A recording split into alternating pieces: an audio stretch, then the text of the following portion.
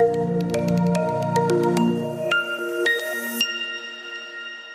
not have a 0 and 1 mentality. Yeah. That when I have the time to exercise, then I'm going to work on my sleep. Then I'm going to work on my mental health. And then I'm going to start having nutritious, well-balanced food. In case you're not in a situation to exercise, at least have nutritious homemade meals. So do not make it a 0 or 1. Either I'm doing it all well or I'm not doing it at all. And the other thing is, do not resort to things which are short term. Whenever you are about to start a thing, ask yourself, can I sustain this for the next 10 years?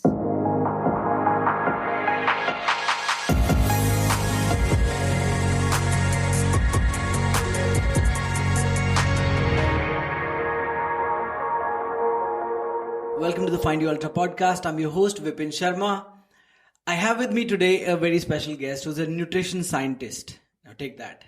How many nutrition scientists do you know? I mean, I'm so privileged to know Dr. Medha Kapoor personally. We go back a long way, right? We've been friends for a very long time. So Medha, in my little experience with her, Medha is the most knowledgeable person that I know in the field of nutrition and wellness. And my goal with this podcast initially was to indulge Medha for some fun, to discuss very nerdy stuff, get into the details of what goes inside the cells and mitochondria but then I thought I'll enjoy it, but that's not what's going to help a lot of people. And I believe with all these lifestyle diseases that are prevalent and the situation is getting really serious. India is actually the diabetic capital of the world. Hypertension, there's so many other lifestyle diseases that are there everywhere. So people are really suffering. I totally believe that. And I think with, because we are recording in December, Merry Christmas, 25th of December today. This will be hopefully out sometime in January. But that will still be early New Year, early 2023. So my hope is that we can make this particular episode, record it in a way that it helps people, helps people deal with their goals in the new year, and also look after their health. And there are so many misconceptions out there. So I don't think there's anybody better than you to break those myths. And it's going to be wonderful, because I think this is just a start of something. I think you are somebody I can do multiple episodes with, because we have so many things to discuss. There's nutrition is मतलब अंधा कुआं है ये, आप जितना deep जाना चाहो इसमें जा सकते हो, right? So I want to discuss a lot of things today. To begin with, let's talk about, because my idea is to make this episode about health, right? Overall health. So let's begin with, what's your idea of health? What do you think constitutes good health? Right. Thank you, Vipin, for the very, very warm introduction. And I'm flattered to know that you think that we can do a lot of episodes together, because I love such interactions, which are really beneficial for people while being fun at the same time. So your first question about health, I think it is very, very relevant. If you look at the WHO definition, even they say that it is not merely the absence of disease. It is also a state of well-being, which is at the level of physical health, mental health, and social health. So it encompasses all these parameters.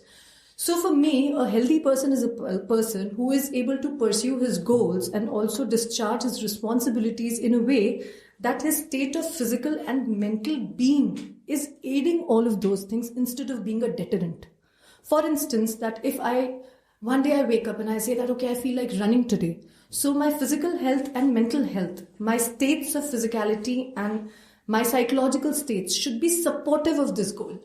These should not be a deterrent, that I could run only if my knee would support me, only if I just had a little bit of more energy. So it is not just about, not being sick. It is about being fit enough to pursue whatever it is, a personal goal, a professional goal, a social goal. Yeah, I think that's beautifully put. Yeah. So what do you think stops people from being healthy? Is there a, first of all, misconception? What do people perceive, and where do people go wrong in their pursuit of health? So I think people give a lot of importance to aesthetics when they talk about fitness. Yeah. When they see a person who is well built, is very muscular, or a very lean woman, then they feel that they are in good state of health, which may or may not be true. Like, this is not a parameter. Aesthetics are not the parameter. Yeah, so this is where people go wrong. And the other thing is actually, it is to look at food by fragmenting it in like macros and micros and carbohydrates and proteins and fats and micronutrients. This is not how you see it. That's a new epidemic, isn't it? That's been fed to people throughout the content that's out there on social media, everywhere. Yeah. You're just made to think in macros. Yeah. But tell me, why are both these approaches wrong? So why shouldn't one and how should they fix their fixation on aesthetics only? How should they go about fixing that? And the second part of the question is about how do they fix their fixation on the macros and not see food like macro, see food as food. How do they go about fixing it? So actually this is a very deep problem. The second one that I'm talking about, fragmenting food into different components and then, assigning a lot of importance to a particular component, ignoring the rest and having misconceptions. This is a very deep-rooted problem. And I think the root is commodification of food. Today, food has become a commodity. In case, let us say that I'm somebody who is professing keto diet and then I start a cafe. Then I have to feed this concept and fear into people's head that, this is the certain kind of foods that are allowed and these are the kinds of foods that are not allowed. These are demonized foods and these are angelic foods. So that is why it is a very deep problem, and that is why it needs efforts from the part of government and, the entire advertisements and food industry and activists and people like me who are working as individuals in the field and who have extensively studied the subject. So I think it is a very, very deep-rooted problem. So we have to work on all these levels for a real change to come. But as what we can do is boon boon se sagar banta hai. So we can do our bit. So people like me, we just believe in educating people who associate with us. For instance, if somebody has come to me for lifestyle modifications, I'll not just give them a piece of paper and ask them to follow certain things about their diet and physical activity and sleep and stress management. I also always make it a point to educate them. That if I am giving you a particular recommendation, what is the scientific basis? Because once people really understand the science behind things, they will be independent. This is why I was so looking forward to this one because I want to know the science behind things, and that's where there's nobody better than you. So coming back to my question about aesthetics and fixation of macros, how do you suggest people go about fixing that mindset? Right. So again, it is a very, very deep-rooted and multi-level problem which cannot be solved at individual levels, but we have to again make our contribution. So the most important thing here for professionals like me is to tell people that if they are feeling healthy, what is the definition of health again? If there is somebody who comes to me and the person believes that they need to lose weight, but they sleep well at night, they have wonderful, happy, flourishing relationships.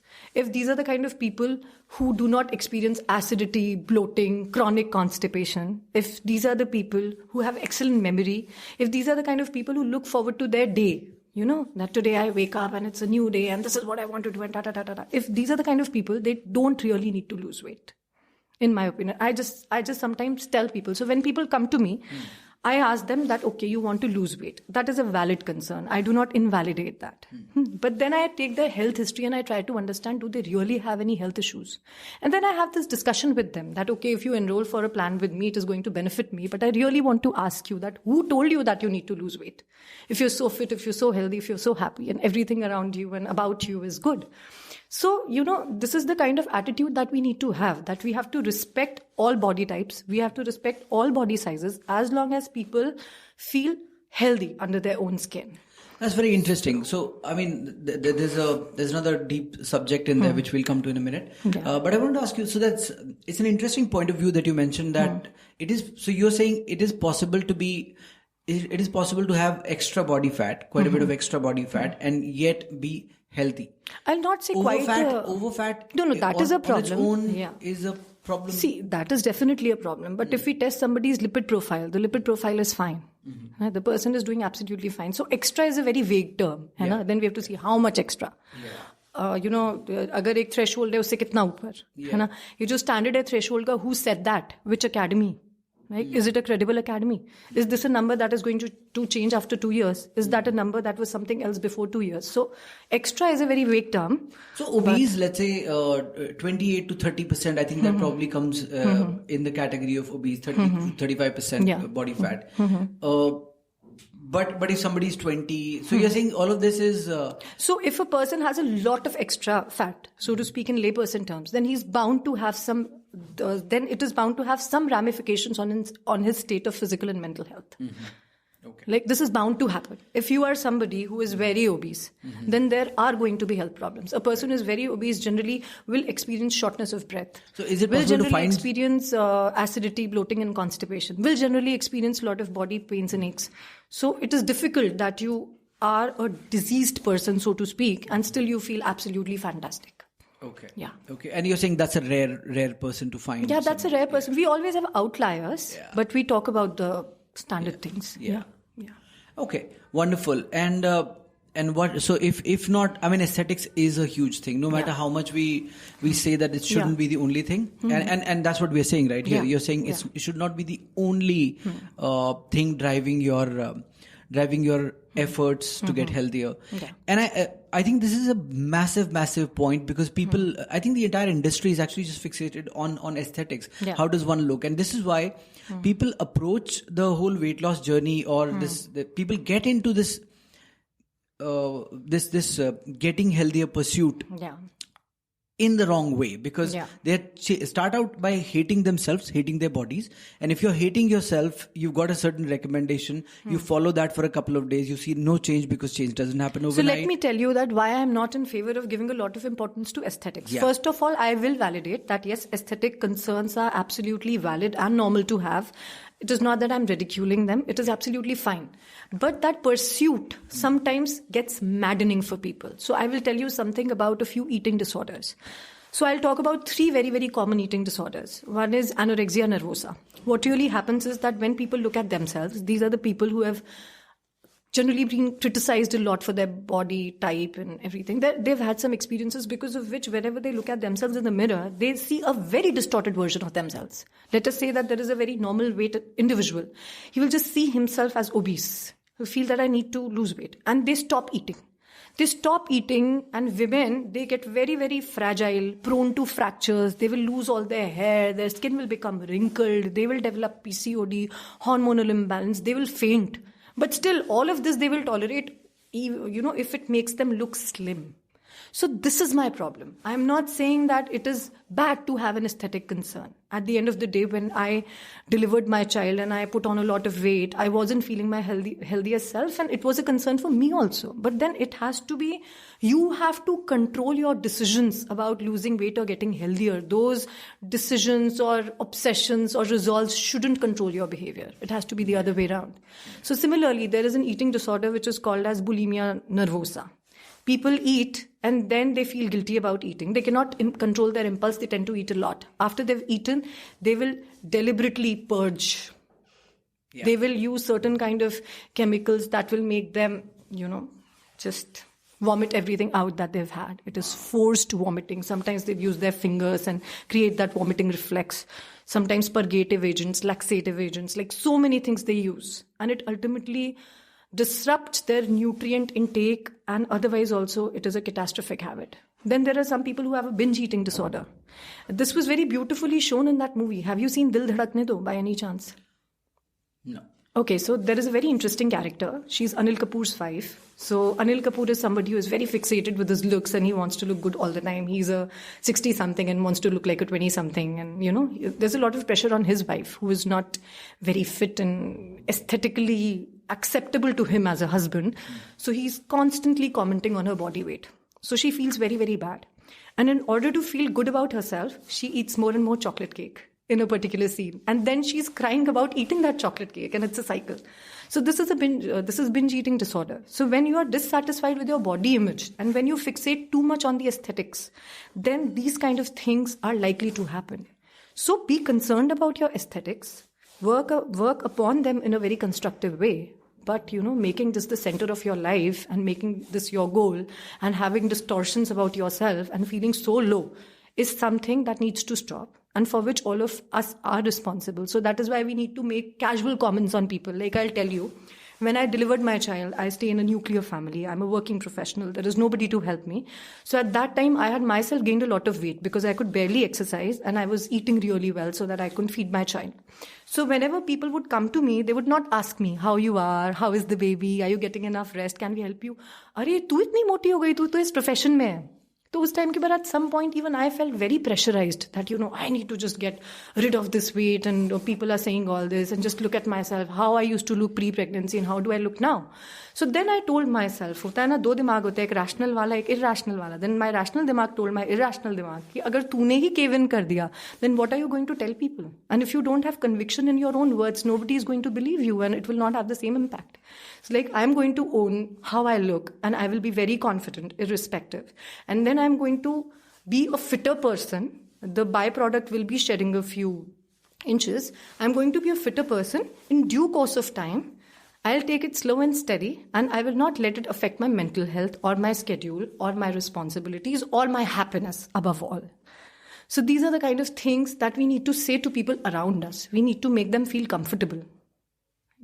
That is incredible, Medha. I'm so glad you're sharing this. It is, and I'm also surprised to hear that you also went through the same. I did. Because people out from the outside would generally believe that those who are preaching something have already got it dialed in. But like I think James Clear, who's written the book Atomic Habits, he said we write books for ourselves. So we write the books that we couldn't find on the shelves. Yeah. So he also says he struggles with his habits and that's why because he worked on it so much he could. Writing books is a cathartic process. It is. So it gives you a vent. Absolutely. अगर आप बैठ के same बातें रोज बोल रहे हो कितना सुनेगा? बुक्स से तो आपने फोर्स कर दिया, पढ़ना पड़ेगा. Wonderful. So in the entire health scene, as we all know, most of the queries that you will also be getting will probably be around weight loss, right? Because that's a subject that everyone's obsessed about. Yeah. Everybody needs to lose weight, even if they don't need to lose weight. So let us discuss weight loss 101, right? How should one go about it? And first of all, like you said, our perceptions of ourselves can be so distorted, right? Mirror can be lying to us, right? What we see in the mirror, we could just perceive it in a completely different light, which may be farthest from the truth, right? So how should one establish whether they need to lose weight or not? And if they do, how should they go about it? Yeah, this is an excellent question. So there are certain parameters that we call as metabolic parameters. And there are certain parameters that we call as fitness parameters. So if we club the two, I'll just share a very crude list of a few parameters. Jiske upar you have to assess yourself and then you will automatically get the answer. Number one is, how are you sleeping? How well are you sleeping? How deep is your sleep? How many times are you waking up at night? This is one question that you need to ask yourself.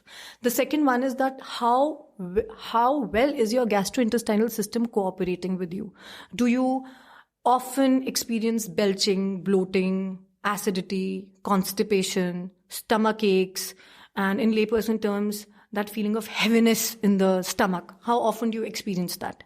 Number three, how good are your hunger cues? Do you not feel hungry at all, or do you feel hungry throughout the day? Right? So how well are your hunger cues working? Number four, how much forward are you looking to things? Like, do you look forward to a day?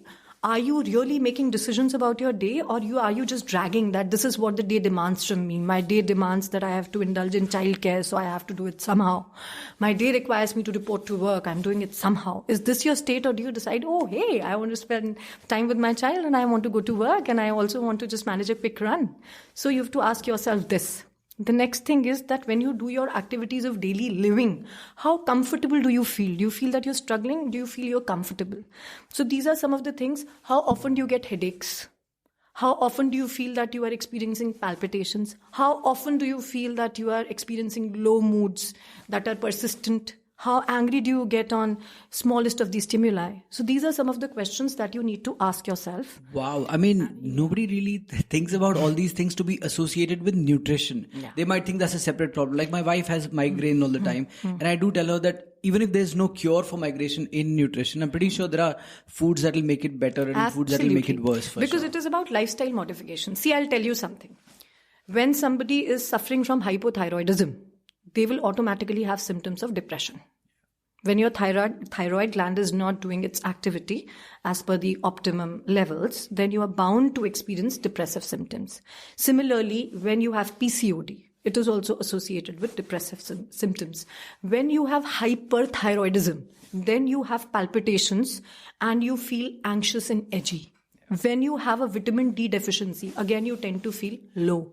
When you have a zinc deficiency, you tend to feel low. So these things are interconnected. Yeah. These things are absolutely interconnected. I'll tell you something very interesting in the same lines. So, when I started working and I was doing lifestyle modifications, I got excellent results with 90% of the people. But there were 10% people who were not responding that well. I would, sit down with them. So whenever I sit with people, I do not impose anything. And there is no one size fits all plan that I send to them and forward it to all. Thyroid ke liye, forward it to all. So I sit down with people, I explain them about the disease, and then I pitch in a few recommendations, and people have the choice and the flexibility to refute that this is something that I don't like. This is something which is not feasible. So you give me an alternative. So this is how I work, where everybody has the scope to express themselves, because I'm very pro expression and choices. So then this is how we curate a plan. So I could see that this model was working for 90% of the people, but it was not working for 10% people. We would sit together. I would take their consent, but when they would go back home, they would not be able to follow my recommendations. Then, after a lot of introspection and experience, I realized that I needed to make referrals to a mental health professional, a psychologist, because these people had underlying psychological issues and very unhelpful thinking patterns, because of which they did not have the motivation for anything. Like what? Do you want to elaborate a little bit on what kind of mental health pattern? So I'll tell you that there are some people, if somebody is depressed, so you remember that thing, we used to read this poem in our Hindi books, some CBSE poem, curriculum, there was a poem, ki if there is a rat that is depressed and you put it in boiling water, then it would not even try to save itself. While if there is a rat, if you put it in boiling water, if the rat is not depressed, it would try to save itself.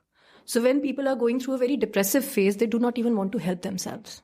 So you sit with them, you have a supportive demeanor and you understand them, you talk to them, they will momentarily feel well. Okay, then they will be motivated, I'll do something.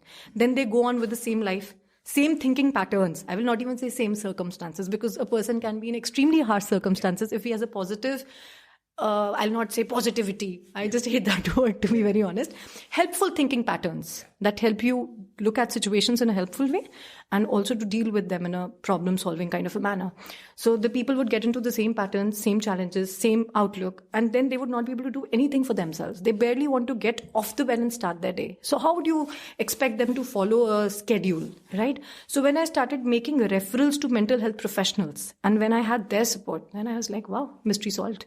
I have that missing piece of the puzzle now and everything makes sense. Yeah, that's amazing. So this is how interconnected everything is. Yeah. So if you feel that you're doing very well on all these parameters, you run your basic blood tests and all, and then, you are somebody who is fit, healthy. Blood tests say that, your doctors say that, and even your own health, which is the biggest parameter, it says that, your own subjective interpretation of how you feel. If everything is fine, then I say that, okay, you've come to me for aesthetic reasons. Let us approach it like that. If the case is otherwise, if a person has hypothyroidism, if a person has PCOD, if a person has diabetes, then their recommendations are very, very specific. They have to follow them, and weight loss or weight gain will be a byproduct. You will reach your optimum health, and as a consequence, you will reach your optimum weight.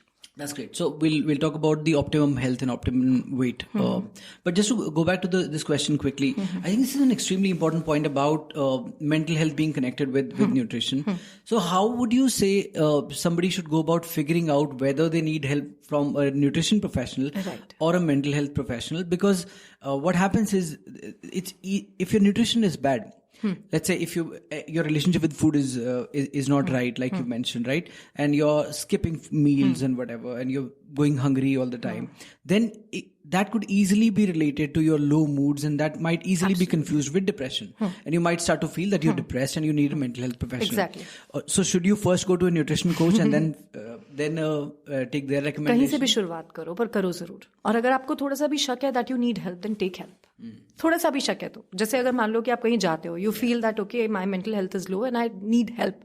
So if you go and you start feeling in 2 sessions and your mental health professional tells you that okay, you're fine, I think it is not something that needs very elaborate sessions, so I think you're good. Then okay, what did you end up losing? You just went there twice and now you have more confidence and you feel more sorted, right? So even if you feel that you need help and you're not sure, then you don't really need to be very sure. Just go. No, absolutely. And you have to start somewhere. Yeah, and seeking help, I think, is the answer. Even therapy can probably lead you to the. Let's say if it is your nutrition that needs help, maybe therapy could lead you there. Absolutely. Talk to a therapist. Yeah, so this is how I collaborate with mental health professionals. Yeah, And like there are no vested interests. When I send people also to a couple of mental health professionals, I give them this disclaimer that there is nothing in this for me. Like I'm doing this because you need this and you need to hear this. And this is, I feel obliged to, be that committed to people who trust me with their health. Yeah. Okay, that's wonderful. So we know how one should go about evaluating whether they need to lose weight or not. And once we figured out, let's say we do need to lose weight. Yeah. How do we go about doing it? Right. So first of all, do not do things that you don't see yourself doing for the next 10 years. This is what I say. Medha, this belief of yours, which I heard, I think 4-5 years ago, used to make no sense to me at that time. And now I think this is the holy grail. I think this is it. One should only look to do things that you can do forever. It's true. Please continue. क्योंकि होता क्या है कि अगर आप कोई short term में चीज करते हो उसे लंबे समय में नहीं कर सकते तो उससे जो गेन्स आए थे वो तो रिवर्स हो जाएंगे जब शुरू बंद इंस्टेंट ग्रेटिफिकेशन की एज है ना, जो चाहिए अभी चाहिए. जो अगर वेट लॉस करना है, गेन किया होगा 10 साल में, लूज करना है 6 हफ्ते में. सो that's where we stuck. Even if you do lose it, and in fact my friend was here, we all saw him, right? He was here during the pandemic. He had nothing to do. He lifted a lot of weights. He stopped eating. He just ate kheer, paneer, that's all. My God. And he lifted a lot of weight. He had dumbbells at home. So he lifted weights. He lost about 15 kilos in those 3-4 months, right? Pandemic went away. He was 85 kilos when he started. He came down to 69, I think 15-16 kilos or something he lost. And now he's back to 88, My God. Closer to 90. इसको बोलते हैं yo-yo effect. So yo-yo effect, but what I fail to explain to people, and this is where you can help me, is it isn't him who has gained all this weight back. It's his body that has revolted against the changes that he had thrusted upon the body कि ये करना पड़ेगा, मैं will power से कर रहा हूँ ये. And body has its own mechanisms. So please talk about the hormonal changes that happen when you do these sudden changes, and then how does body rebound? Absolutely. So this is the time to go a little technical, but I'll try to keep it as simple and easily understandable as possible. So अभी जिस mechanism की बात करते हैं जो आप बता रहे हो, weight गया then weight वापस आ गया. So this is a very interesting case that I share with people without disclosing the name of the person. So I also have very beautiful pictures of that. I took the consent from the person and we just laugh about it. The person himself also and I, like on the situation, not on him. Yeah. So this person, he came to me and it was the time when it was 1 year that he had gotten married, and he came to me in a state where his fat percentage was really high and body dissatisfaction, image dissatisfaction was really high. Kitna high? Just for me to get a picture this. I'll not give you numbers. Okay, take it. Yeah. So this person walks in and he says that I've come to you after I've been to a lot of people. I said, okay. So he's also Punjabi like me, loves to talk. So he said that, okay, I want to tell you a little story. Can I tell you a story? मैंने कहा, love stories. बैठो बताओ. ठीक है. तो he told me, कहता कि जब मेरी शादी होने वाली थी ना तो मेरी जो बीवी है बड़ी सुंदर है एंड मैं तो था मोटा, तो मैंने सोचा that I need to lose weight. तो फिर उसके बाद मैंने ऐसा शुरू किया कि I was just having soups and salads because मैंने कहीं आर्टिकल पढ़ा था कि अगर ऐसे करोगे तो वेट लूज हो जाएगा. Then he showed me his picture on the day of his roka. Okay, रोका के ऊपर उसका वेट जो है वो थोड़ा ज्यादा था पर बहुत ज्यादा नहीं था. रोके का उसने मुझे फोटो दिखाया कि this is how I used to look, and soup salads लेने शुरू कर दिए थे. देन शादी के डे तक भी I continue. Then he showed me, see this is my wedding pic, can you recognise, this is the same person, roka वाला एंड शादी वाला. I am like okay. So you looked very very thin, very very lean. कहते हैं this is me, I am standing right in front of you. So कहता है this is my story and this is the story of a lot of people, you know, कि इस तरीके से हमारे साथ होता है. एंड फिर उसके बाद मैंने कहा कि अच्छा just give me the details, just fill in the details what all happened.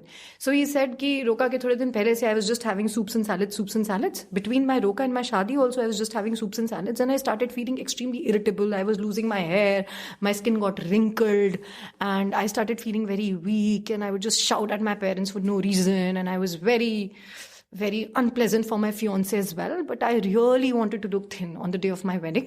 So I got all those pictures and once the wedding was done, तो कहता कि हाँ अब तो लड़की पट गई ना, कोई बात नहीं. तो उसके बाद कहता then I started eating butter chicken and paneer butter masala every day because I had, you know, starved myself to such a degree emotionally. And, you know, this is an emotional starvation also. I ate and, you know, it's been 1 year to my wedding and here I am standing in front of you. So this is my story and this is the story of a lot of people. So he said, why did this happen? So एक तो obvious चीज, when you deprive yourself for anything for a very, very, very, very long time, then you are bound to feel a decline in your happy hormones. Like, I will not go into the details of what those hormones are and what they do, but ultimately you start feeling very, very grumpy. Another episode for that. Yeah. You start feeling very, very grumpy. Yeah. And then, in order to make up for that deficit, you end up eating much more than you would normally eat, in the course of your life, regular life. One thing is this. The second one is that when you are restricting your calories to a great degree, when you are not even taking care of your protein intake, when you are severely calorie deprived, then two things happen. You end up losing a lot of your muscle. And number two, your BMR, basal metabolic rate, it falls down. So ultimately, you look very thin and frail, but you don't look fit because you've lost your muscle and your BMR has also gone down. So when you start eating even the regular way, then what really happens is you have no muscle mass, your BMR has gotten down, then your metabolism is so slow at that time that you end up gaining lots and lots and lots of weight. So whatever you had lost, you would end up regaining a lot more. I'll tell you why the BMR goes down and why eating very less is also a recipe for disaster in terms of your weight loss efforts. So your body requires a certain number of calories to survive. Even when we are lying down, we are resting, we are spending a lot of calories doing really important things. You are breathing, your body temperature is maintained, even if you are in a very cold space, even if you're in a very hot space, provided you are not diseased. You are not suffering from any disease, not diseased. So in that case, you end up maintaining your body temperature. That is a process that involves a lot of energy expenditure. Even while you're sleeping, your blood is circulating, your nutrients are being absorbed, they are being assimilated. All these things are going on. Your heart is beating, right? So all these things also require calories. So what happens is that when you severely restrict your calorie intake, your body gets the message, boss, जिंदगी खतरे में है, ये calories भी नहीं मिली तो गया, band बज गया, है ना? So in that case, whatever you will eat, your body is very, very frugal and it is very prudent. It would try to save all of that as the energy currency of the body, which is fat. So then you try losing weight, it will become very difficult. So that is why you do not have to restrict your calories, because what really used to happen was, now we do not eat because we have the luxury of not wanting to eat because we want to lose weight. Imagine the situations where we were hunters and gatherers. There would be famines, there would be forest fires. And if you would not eat in a really long time, the body would get a signal, it is a threat to my survival. So whenever I find food next, I should just store it as fat. So this is the reason when you undergo a period of prolonged starvation, when you're depriving your body of certain basic number of calories, then you end up lowering your BMR because your body is trying its best to save all the calories that you're consuming from food, because it is the right approach for the body. Yeah. So I think this is a good segue into one of the fad diets thing. Yeah. And I don't know whether intermittent fasting is a fad diet thing or not, it's a fad or not, but you'll tell me what your opinions are on this. What I want to know is, so you mentioned hunter-gatherers, right? Yeah. When we were hunter-gatherers, we would go without food for a very long time. Yeah. And then, so famine feast, right? जब मिल गया खाना तो फिर बहुत सारा मिल गया, वो store कर लिया और फिर काफी वक्त तक चल गया. So people give this logic for intermittent fasting that, and I also want to talk to you about autophagy. Please tell the audience what that is and how long does it take, because there's a lot of mixed opinion on this. Some people say autophagy, you experience benefits only in a very prolonged fast for many days, and some people say you get this in 24 hours fast also. I don't know what the reality is, you'll tell me. So talk about hunter-gatherers and how that translates into intermittent fasting, or is it the same thing or is it not? All right. So I'll ask you a few questions in return, and this is how we will explore the answers. Sure. Number one, do you know what is cherry picking in science? Yeah. What is cherry picking? So so basically you look at some studies which have been done in certain contexts, sponsored by somebody with a certain agenda, and you would, for example, you want to prove a point already. So you would what you would do is you'd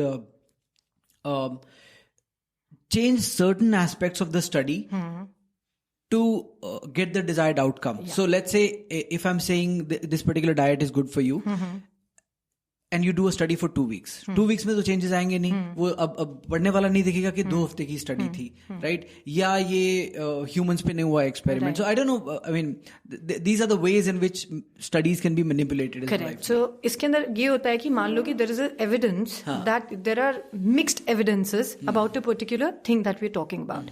So let us say that I personally feel that intermittent fasting is something that shouldn't be done. Then I go on PubMed, which is the search engine where you will find all the credible articles.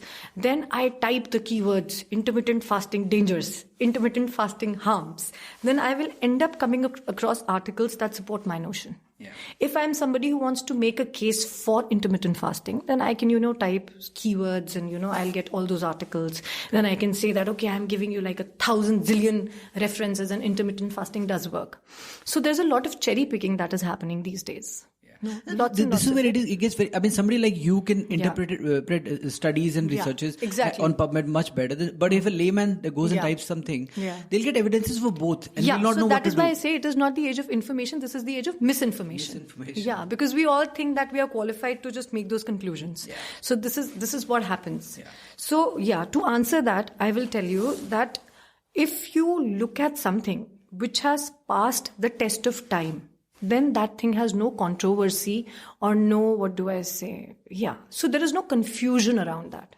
For instance, if you know that if you traditionally eat figs, if you take gud and chana, if you take dates, if you take beetroot, if you take anar, then there is going to be a surge in your hemoglobin level. Then this is something that people have been doing for the longest time and they know that this works.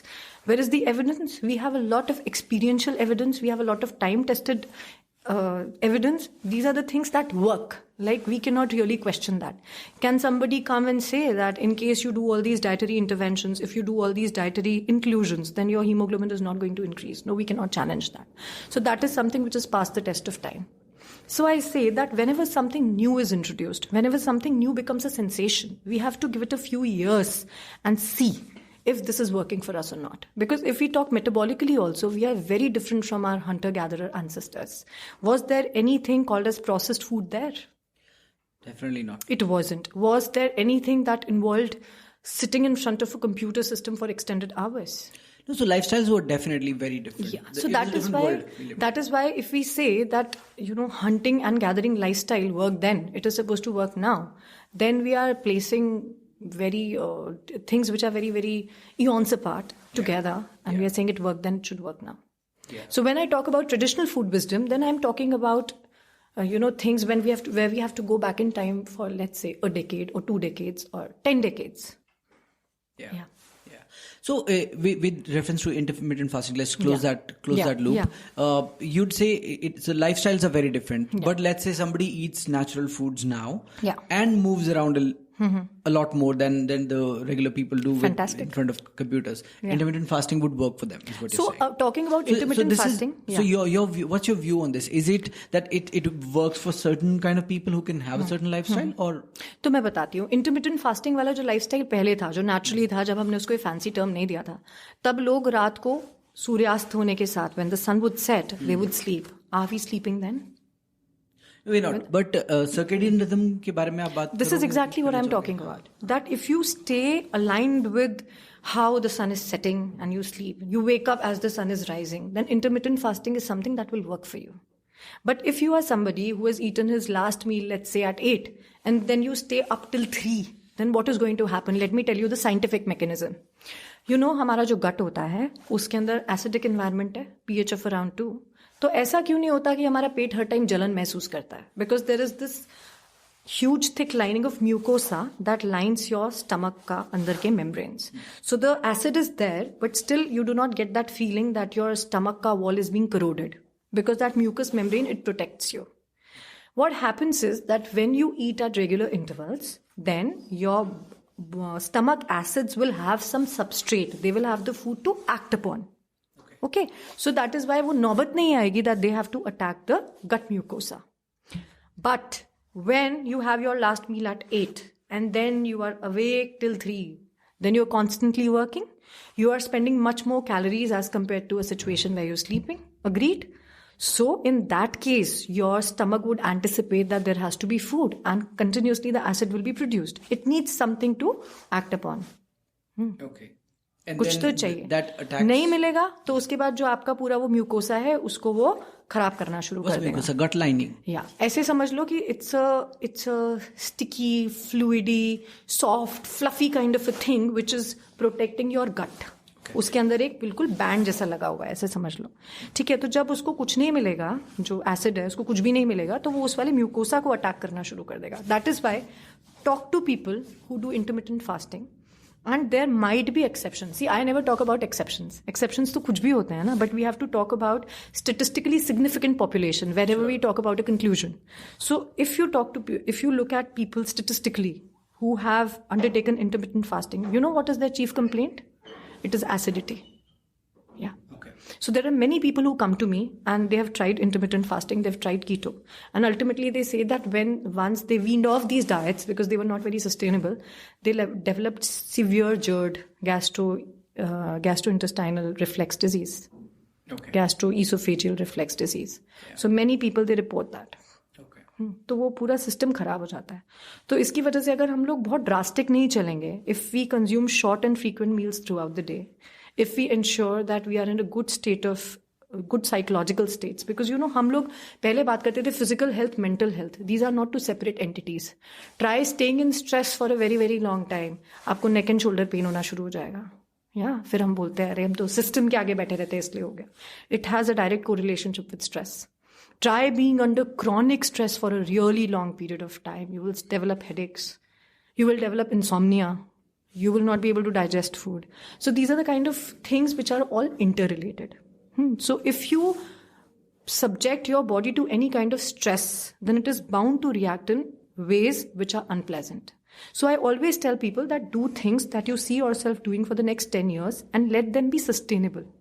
For instance, if you wake up in the morning, within half an hour or 1 hour of waking up, you have some dry fruits, you have a fruit.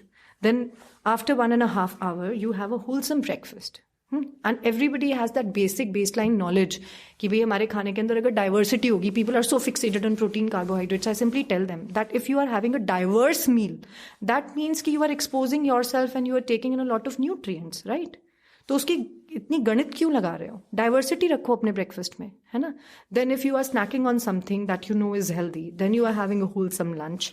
You are physically active, you are exercising, you have a good social life, you have good stress busting coping mechanisms and everything, then you will be at your optimum weight. And sometimes these things look very fancy, but then you have to come to my clinic someday, you have to talk to people who've worked with me and they just tell me that we had come to reduce weight, but now we have a very different life, which is fulfilling, gratifying.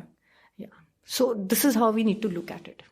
Because until and unless we try to look at it from that lens, and we just keep fixating on the aesthetics, if we keep fixating on the weight, and then we take shortcuts, as you were saying that we are a generation. If I call myself a person from this generation, I'll take the liberty. So yes, it is a generation of instant gratification.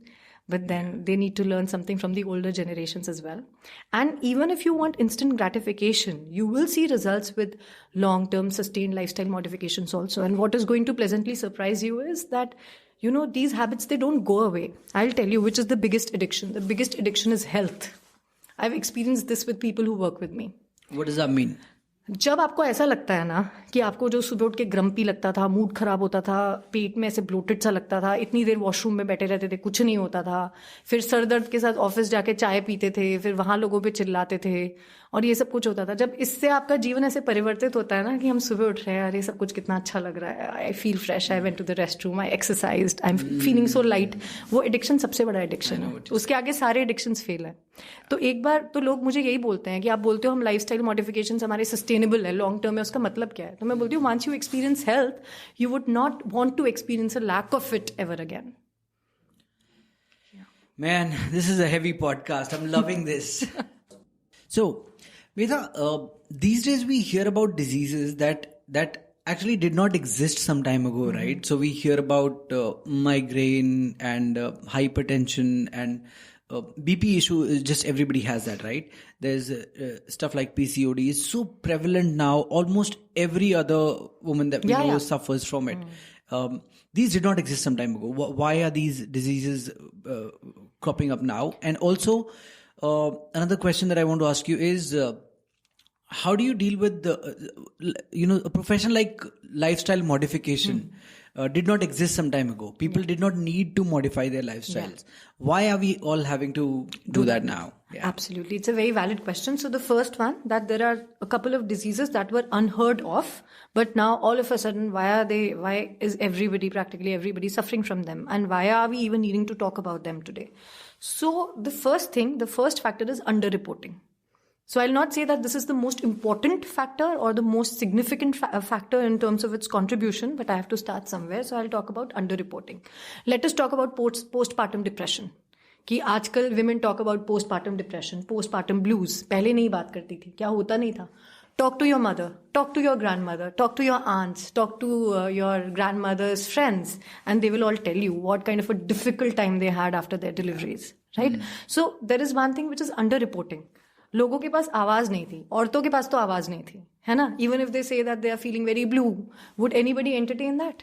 Nobody would entertain that. Okay, so एक तो under reporting वाली चीज हो गई. इसी तरीके से now at least we have terms to describe what you feeling. बोलने वाला था, कुछ चीजों के नाम ही नहीं पता. तो now we are more aware as a generation. So ये जो हमारी एज ऑफ मिस इन्फॉर्मेशन आई है, इसके अंदर जो फायदा है हमें टेक्नोलॉजिकल एडवांसमेंट का, ग्लोबलाइजेशन का, इंटरनेट के थ्रू न्यूज मिल पाने का, किसी देश के कोने में क्या चल रहा है उस सब का, कि आज कम से कम हम अपने आप को अभिव्यक्त कर पाते हैं. We at least have the tool kit that one requires to be able to express himself in a comprehensive manner so that people can really understand. Right? If a person is feeling low now and the person has been feeling low for a really long time, then he will possibly be able to understand that he needs to see a psychologist or a psychiatrist. In times when there was no such facility available and when people did not have enough knowledge and resources, then they would possibly keep feeling low all their life, and then people would label them as somebody इसका तो स्वभाव ही खराब है, घर में ना सारे लोग हंसते रहते हैं, यही है, मुंह सड़ा के बैठा रहता है, इसको कोई समझाओ. So underreporting, lack of awareness, lack of knowledge, lack of terminology and understanding to be able to convey what you have to do, what you have to convey in a comprehensive manner. I think this is something that was lacking. Number 2, again, lifestyles. क्या हमारी दादी नानी के ज़माने में ultra processed foods थे? क्या हम ये सोच सकते थे कि जो कॉर्न है उसको हम वैसे नहीं खा रहे मक्की को, but it is turned into some kind of chips and then they say it is fortified with this and this is very healthy. Dude, you've ripped it off everything that it had, and now you've put salt, now you've added so many fats, you've added emulsifiers, coloring agents, preservatives, flavoring agents, and some of the nutrients that you've thrown into that, and then you say it is healthy. So there was no ultra processed food then. There were no sedentary lifestyles. People were not that stressed. There were no electronic gadgets to interfere with, how your brain senses light. अभी तो पता नहीं चलता, रात को gadgets लेके बैठे हैं, आपको क्या पता कि भाई आपके जो ये natural light है, sunlight है या gadget से light आ रही है. That is why people have such a messed up sleep cycle, right? So these are the kind of things that did not exist. So that is why these diseases also did not exist. PCOD. People come to me and they say, we read it over the internet that PCOD is something which is not reversible. When people follow things, as I tell them, verbatim, in case of 98% people, they are able to, be in a state where they are free of PCOD. How? Wow. Because they only modify their lifestyle. If they are not consuming processed food, if they are sleeping on time, if there is enough protein in their diet, about which I do not fixate, and I have never suggested anybody anything in grams and milligrams, whatever. Right? So if we make sure that there is diversity in their meals, they are eating as per the season. Seasonal खाना खाना क्यों जरूरी है? अगर मान लो कि आपने कोई एक ऐसा फ्रूट खाया, which is an exotic fruit, वो कहीं और लगा, एक तो आपके माइक्रो एनवायरनमेंट के हिसाब से वो है नहीं, है ना? क्योंकि जो भी फ्रूट जिस माइक्रो एनवायरनमेंट में ग्रो करता है वो कॉरेस्पॉन्ड करता है हमारे वहाँ की न्यूट्रिशनल नीड्स को. हमारा इकोसिस्टम बना ही इस तरह से है कि things do not exist in isolation, they are all interconnected. So you take a fruit which belongs to some other microclimate, then you get that food here. The food stays in the cold storage for a really long time. When you are transporting it, you do not know how clean the transportation facility is. Maybe it harbors a few bacteria and fungi and all of these things. Sometimes those contaminations and infections are very visible. Sometimes they are invisible, right? You are eating them in a state where it is not flourished to a point where you would see it, but it is pretty much there. Then you eat that fruit. Okay, here it stays in the refrigerator for a really long time. Then you end up eating it. How nutritious do you think that is? So that is why it is very important to eat in accordance with your food culture. It is important to procure food from local resources, because if it has been just plugged from the dali and it is there on your plate, it is going to be the most nutritious thing. Yeah. So that is why these things were not happening. Nobody had those apps where you could just quickly get food. So this is the reason these conditions did not exist. There was no globalization. There was no commodification of food. People were eating as per their cultural traditions. People were eating local, seasonal. And people were being physically very active because there were not so many gadgets to support everyday living. Like if there is a woman who is a homemaker, then she will wash the clothes and dishes with her own hands. There will be no washing machines and dishwashers. So when the life was not same, the diseases were not same. Yeah. And underreporting, yes, indeed. Yeah. Incredible. Medha, I think we've hit upon something really important here. So you said PCOD. Yeah. You're saying categorically that it is reversible. Absolutely. Okay. What other lifestyle diseases are reversible? Is diabetes reversible? Absolutely. So Wow. This is one disease where we see the results most dramatically and real fast. Okay. So And when I say reversible, इसका ये मतलब नहीं है कि एक बार ठीक कर दिया आप अपनी पुरानी आदतों पे चले गए. Of course. इसके अंदर एक राइडर हमेशा ये रहेगा that you have to stay compliant with your new lifestyle, which is not as rigid as people tend to think. Yeah. And also, you might want to touch upon, and although this may be out of your area of expertise, we may be getting another guest recommended by you on the podcast to talk about this. But would you want to touch upon neural patterns a little bit? So when let's say somebody with diabetes came to you, you prescribed them a certain lifestyle, which is just a set of changes that they need to make, right, in the way they are living. But what's the problem with making changes? Usually people fall back onto their own habits, which is why, the weight loss cases that we talked about earlier, body revolts back, your leptin and ghrelin are revolting, but your neural patterns are also at work, forcing you to go back to the old ways. जैसे ही आपने ढीला छोड़ा, वापस से वहीं पे पहुंच जाओगे आप. So how do you, talk about the hormonal changes that happen in the body when you do a drastic diet change, and when you try to bring about a habit change, how do the neural patterns take you back to the old ways, and how do you fix that? Right. So you're absolutely right. इसके detail में तो बात करेंगे the mental health professional who is going to come here and speak with you, but I will answer a few aspects of this which are well within my scope of practice. So you were saying that our neuronal pathways and our hormones, they all try to bring us back to where we had started, and there is a certain, a baseline where everybody tends to come. You talked about leptin. So this is what happens, that our adipose tissues, our fat cells, and the tissues that comprise our fat cells, these secrete a hormone that is called as leptin, that gives the signal to your hypothalamus, which is a part of your brain that regulates your hunger, and tells that, okay, there are enough fat reserves and you need to stop now. You need to stop the production of leptin. So this is called as a negative feedback loop. Leptin निकला, उसने hypothalamus को बोला there is enough fat reserve और खाना नहीं खाना, तो अब बंद कर देते हैं. ठीक है. तो अब क्या होता है कि whenever people tend to lose their fat, अगर आपने लेट्स से X% अपना फैट जो है लूज किया, तो उसके कई गुना X में आपका जो लेप्टिन का लेवल है वो फॉल कर जाएगा. तो वो सिग्नलिंग दिमाग तक जाएगी ही नहीं कि there is enough fat and you need to stop eating. So people who fast for a really long time और who end up losing their weight in a very very drastic fashion where they severely restrict their calories and they experience a very very drastic reduction in their fat percentage, the leptin level becomes so low that one day you will start eating and you will start eating like there is no tomorrow. So it becomes dysfunctional. It becomes dysfunctional. कि उसको लेके जो आपके सारे जो pathways है वो change हो गए. एंड फिर उसके बाद ये होता है, जैसे हम बोलते हैं ना कि जो हमारे अर्ली चाइल्डहुड ईयर्स हैं, these are very very important, because इस टाइम के ऊपर हमारा जो ब्रेन है उसमें बहुत सारे नए साइनेप्टिक कनेक्शंस बन रहे होते हैं, टूट रहे होते हैं, and this is the age where your brains are very very plastic. तो इस टाइम के ऊपर जो बन जाती है पैटर्न्स, वो एडल्टहुड में तोड़नी जो है वो बहुत मुश्किल होती है. I read a very beautiful quote somewhere, it was some Facebook पे कोट, कि it is very difficult to, it is easier to shape a young mind than to fix a developed one. So that is why we lose that synaptic and neuronal plasticity as we grow up. So that is why these become very fixed. These patterns become very, very fixed. And that is why on that note, it is really important to inculcate good eating habits and other habits in your kids at this stage. You may come across as a mom who is very authoritative, disciplinarian, uncool, but like this is the age where you have to set everything, because right now there is a lot of plasticity. These patterns are going to develop. And I'll tell you another thing. जब ऐसा होता है ना कि your child has childhood obesity, तब से है. if the person makes a lot of effort even later, you will see that he doesn't get to become very fit unless the person gets a surgery. Because you can reduce the amount of fat that is stored in each and every fat cell, adipocyte, but you cannot restrict the number of cells. Once those cell proliferations have happened, they are there with you for the rest of your life. That means that your fat cells can shrink in size, but they cannot reduce in number once they've Unless you have a surgery. Unless you have a surgery. So that is why these things are very, very important. They get fixed. Yeah. So, yeah. Yeah, awesome. So now that you touched upon the fact, now this is of personal interest to me and a lot of people I know. In fact, my sister just became a mother 15 days ago, and I also have a 1-year-old.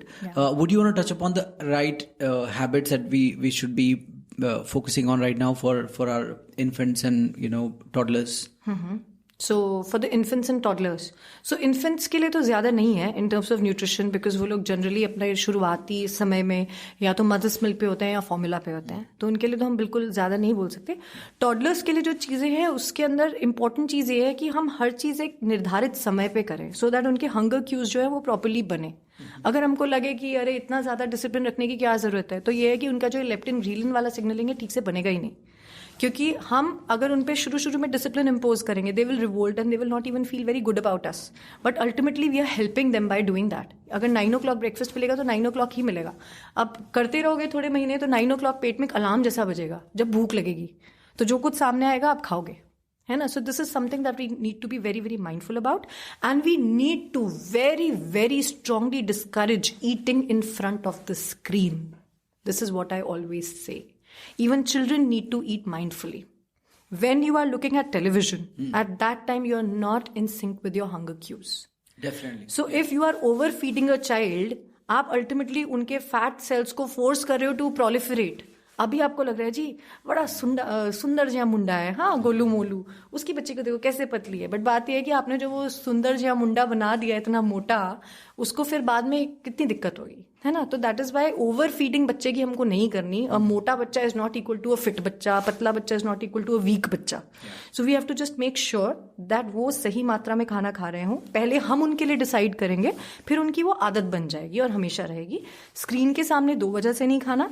एक तो जब हम लोग screen पे देख रहे होते हैं तो उसके अंदर एडवर्टिजमेंट्स इस तरह के आते हैं जो कि बहुत ज्यादा जंक फूड के होते हैं, है ना. So one day I saw that my daughter was at a birthday party and she was very nicely eating her dal and chawal, and there was some television playing. I couldn't say anything at that time because I don't want to come across as a stuck up mom who will be banned from every party. But there was a commercial where a little monkey was eating something like gems or M&Ms on a plate, and then she threw her plate and she said that, "Mama, just pour gems on my plate." And I was like, I cannot even say no now because this is brutality on my part. The child is seeing something which is lucrative and I deny her of that. Then I said, okay, I need to get gems and put them here because I don't want my child to be psychologically traumatized that, what is happening. There is something very nice. Everybody can enjoy it. I can't. So you have to take care of their mental health also. So I gave her gems at that time. But then I informed the host that, if you ever call me again, please no television in front of my child. And even if there is, it has to be monitored and I need to be informed beforehand. Yeah. So no eating in front of the screens and following a very, very disciplined schedule. Okay. And when you say, so this no screen advice, by the way, is goes for adults as well, right? Yeah. Because it puts you out of tune with your cues, hunger cues, right? It takes you 20 minutes. After your stomach is full, उसके भी बाद it takes you 20 minutes for your brain to process कि अभी और नहीं खाना है. 20 minutes के अंदर तो मील ही खत्म कर देते हैं. But as far as, so when I'm feeding my daughter, she is running around though. Is that okay? Because she would take one bite and then she'd run away. So my daughter also does that. My daughter also does that, but it is unfortunate. And I am not being able to correct that in her. So that is why I have a lot of empathy and compassion towards other parents as well, because all these things are easier said than done. But if the child is running around, then okay, screen is not the distraction, but there are other distractions. If she's running and eating, then of course she cannot be in sync with her hunger cues. And this is something that I am also struggling with as a parent. Yeah. My daughter does the same. Okay. Yeah. Okay, wonderful. While we're on this subject, there's just so much that we can talk about.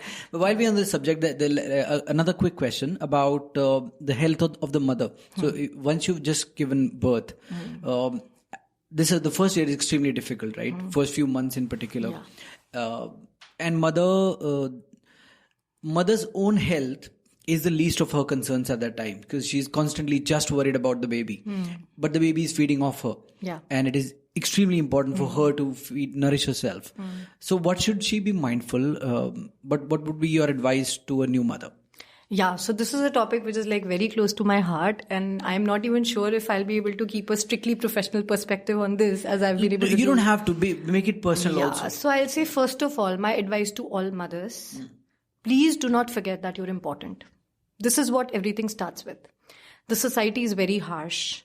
It takes a village to raise a baby, and people like me, we find ourselves parenting totally in isolation.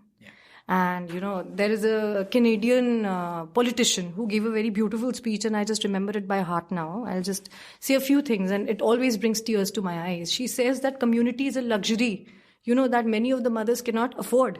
And we often find community which is very, very judgmental and harsh. Like if you come across a woman who is feeding her child formula, you will give 100 judgments and say, "Hamare zamane mein to hum aise zarurat nahi padti thi." Everyone, my wife faces that all the time. So what you don't realize is that I'm just quoting that woman. These are not my words. Yeah. And this is something that really resonated with me. She says that the woman has already checked, cried at the checkout counter while buying the formula because she could not feed a hungry baby. So that is why women have to remember that criticism is something which is very, very easy. People will offer that. So take that in stride and always remember that it is not about you, it is about them. If they can be so harsh to a new mother and not be considerate of her feelings, then what kind of hardships they must have faced as mothers, which made them so cynical and negative. So it is not about you, it is about them. Forgive them. Make yourself a priority. If you want a child to feed off you, then be a happy person. Be a person who cares about his or her, about her needs. Because if you're a happy and strong person, then only your offspring can be strong and happy. So make yourself a priority. And at this time, do not fixate on your weight at all. Just make sure that you are consuming a balanced diet. Request family members to participate in child rearing activities and make sure that you're sleeping well. Just make sure that for every 30 minutes or 45 minutes per day, you are going out and walking. This is all that you should do. Have home cooked meals, have a balanced diet. You don't need to really load up on a lot of desi ghee unnecessarily. Just have a normal balanced diet. Just remember that while you're breastfeeding, you need 500 more calories as compared to the state when you're not. So just make sure that you're eating really well to your heart's content. Have balanced diet, avoid processed food, go for regular walks, and make sure that you're getting sleep. So this is my advice to all mothers, and stay guilt-free. Whatever it is that you're doing, you've done a commendable job by bringing another human being into the world, and that is really difficult. Kudos to you for that. You're a great mother. Remember that. And just take criticism in stride. This is something that I learned. Do anything, First 2 questions that people ask you, I was amazed. You've delivered a baby. People will first comment, ये तो पतला है, इसका तो वजन कम है. Then people will ask लड़का लड़की पे होगा कम. हाँ, लड़का लड़की पे बोलेंगे नहीं ना. उसमें बोलेंगे नहीं. मन में सोचेंगे. But this is our experience. They'll say in Haryana in particular, a lot of people when they hear it's a girl, they'll say, oh चलो कोई बात नहीं. कोई बात नहीं. Give me a high five. Yeah, this one I have also heard. कोई बात नहीं. Seriously. कि आप बोल रहे हो ना कोई बात नहीं से पता लग रहा है कि कोई बात आपके लिए कोई बात है. Yeah, exactly. Yeah, so this is the thing that happens. Then people will ask you, normal delivery हुई या नहीं? आजकल थोड़े पढ़े लिखे पूछे कि एपिड्यूरल लगाया था. Like they're judging you. अरे बच्चे को पैदा करते हुए दर्द ही महसूस नहीं किया तो कैसी माँ है? And then उसके बाद they will ask you, आप breast feed कर रहे हो या formula feed कर रहे हो? So मैंने तो I even wrote a very cathartic and angry Facebook post, at the time when I had just delivered my baby. I think she was just 3 months old. And these were the questions. You remember? Yes. It was a very cathartic, strong, very cynical post. It's like when you visit a young mother and, who has just delivered a child, please do not ask her whether it was a normal delivery or epidural, no epidural, formula, breastfeeding. Just ask her if you can hold her baby for an hour so that you can sleep. Yeah. Right? So these are the things that a young mother has to always remember.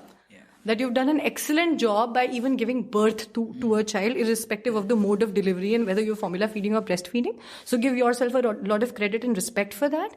And then make space for yourself. Tell people, I need to sleep. It is not just my baby. The entire family should participate. So that way, make space for yourself without feeling guilty.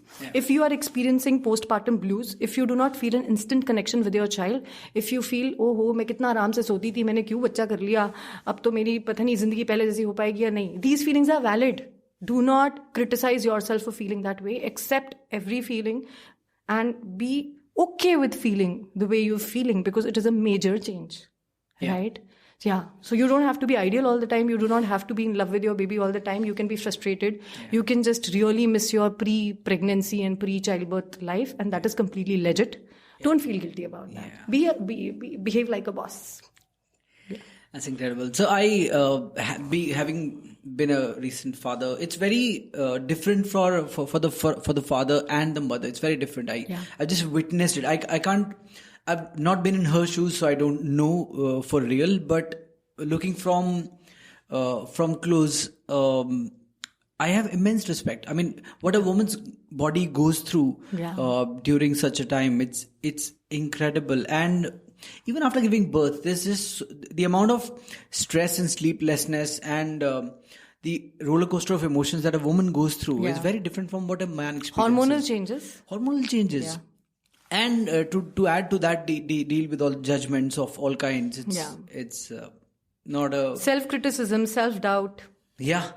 Comparison. When you look at other kids and you feel, oh my God, my child is a picky eater, her child is fine, so I must have done something really wrong. I'm such a terrible mother. Yeah.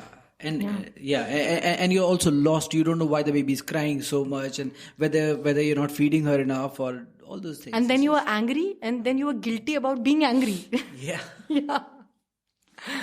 Okay, one last question. I mean, this is a problem that I need to solve. So tell me, how do we fix the child's sleep schedule? Okay, so all right, again, this is the domain of a clinical psychologist. Okay. Yeah, so this is outside of my scope of practice, but I've made you a referral. He'll take care of this question. Okay. Have you fixed her sleep schedule? It took me a lot of time, I'll be very honest. How did you do it?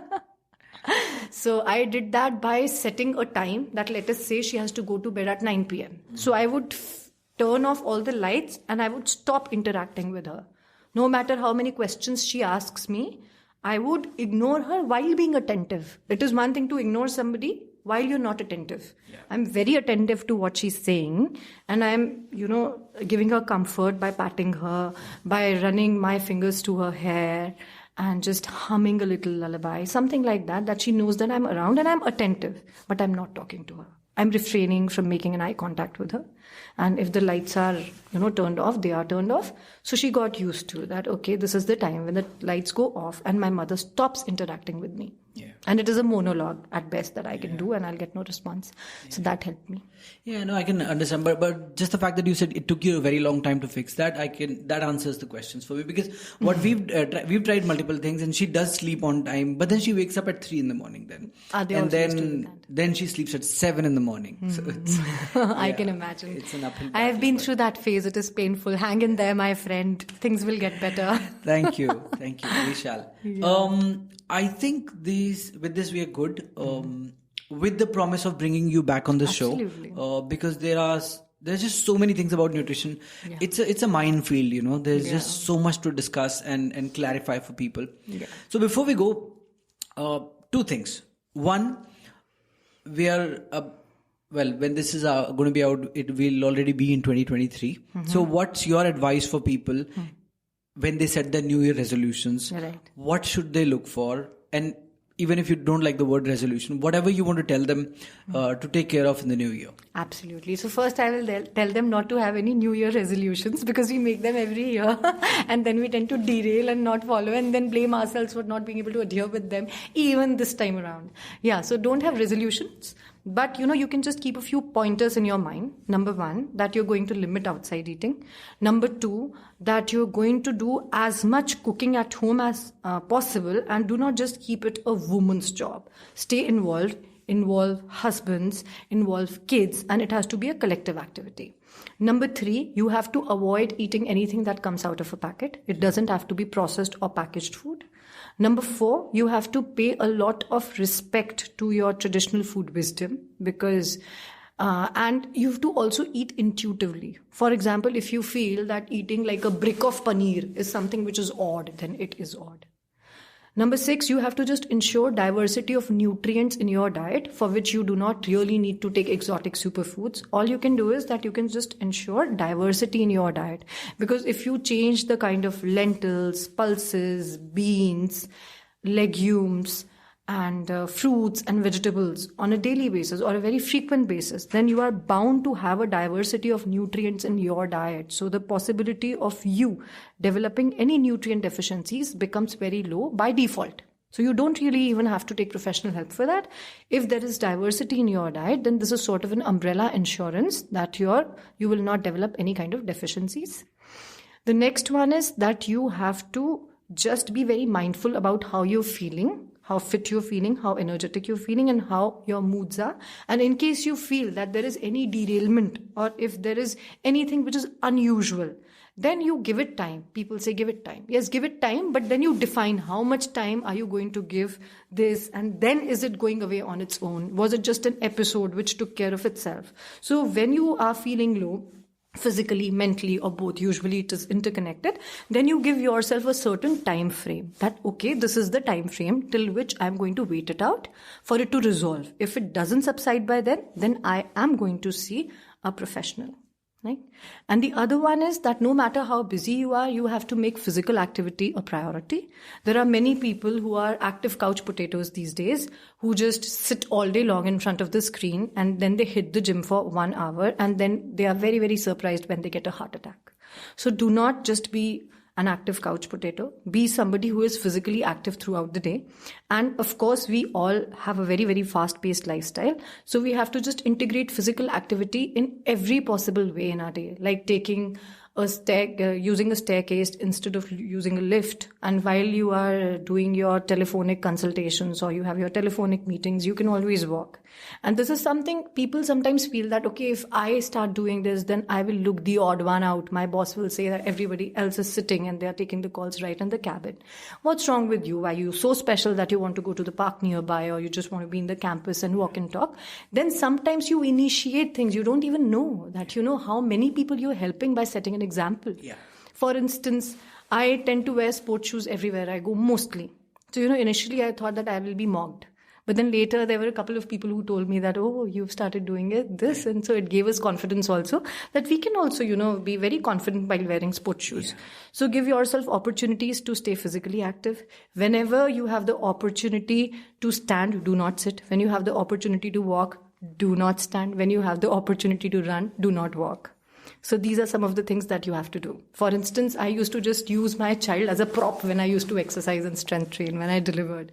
So you have to make the best of whatever you have, and do not make resolutions like this. When this happens, then I will do that.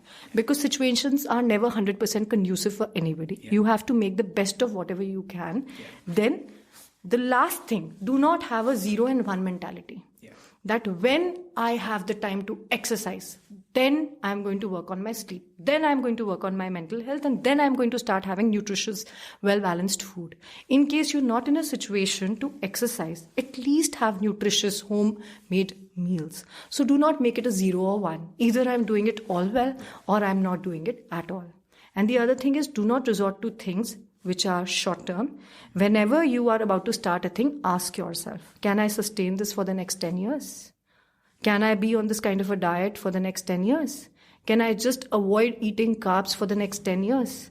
If I'm invited to a social gathering, can I manage not eating there at all for the next 10 years? Can I manage working out at the gym for 3 hours every day? Is it doable for me? So just make sure. And even when you're doing something which is very drastic, like you do ultra distance running that you cannot do all the time, every time, then also you should have fair clarity that this is something that I can do at a certain frequency every year for the next 10 years. Fair enough. So you should know what you're getting into. Yeah. And you should ask yourself whether this is sustainable or not. If the answer is yes, please go ahead. If the answer is no, then please go for an alternate plan. Dr. Medha Kapoor, there's a lot of wisdom in there. Okay, so let's wrap this. This has been incredible. Before we go, tell everybody where they can find you. All right. So I am into my private practice and I have my clinic on Shivalik Road. And it is by the name of Varsity Skin and Wellness Clinic. My husband is a dermatologist. He takes care of the skin part and I take care of the wellness part. So this is where you can find me. Any social media pages that they can find you on? Yeah, you can find me on Facebook. And I'll be very honest, I used to be very active on Facebook. And after I had delivered my child and I had to take care of her and my workplace and my domestic responsibilities and social responsibilities, I really didn't get a lot of time to post a lot of content. But yeah, again, this is my New Year resolution. I discourage other people from making it, but I make it myself, that I'm going to be more active on social media. But yes, you can find me on Facebook. You can find me on YouTube as well. And possibly very soon on Instagram. What's your YouTube channel called? So it is Dr. Medha Kapoor, PhD. And on Instagram? By the same name. On Instagram, I'm not too active yet. I'm active on YouTube and Facebook.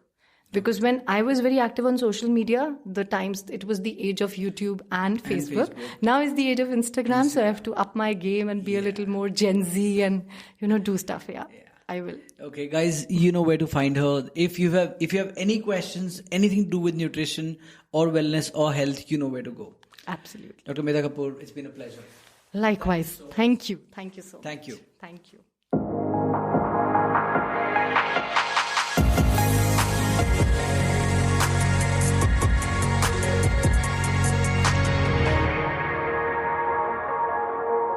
Thank you for staying with us till the end. I really hope you enjoyed this episode, and if you did, please consider subscribing and sharing it with your friends and family. So do look forward to the 1st and the 15th of every month. See you in the next episode, and until then, my friends, keep working on finding your ultra.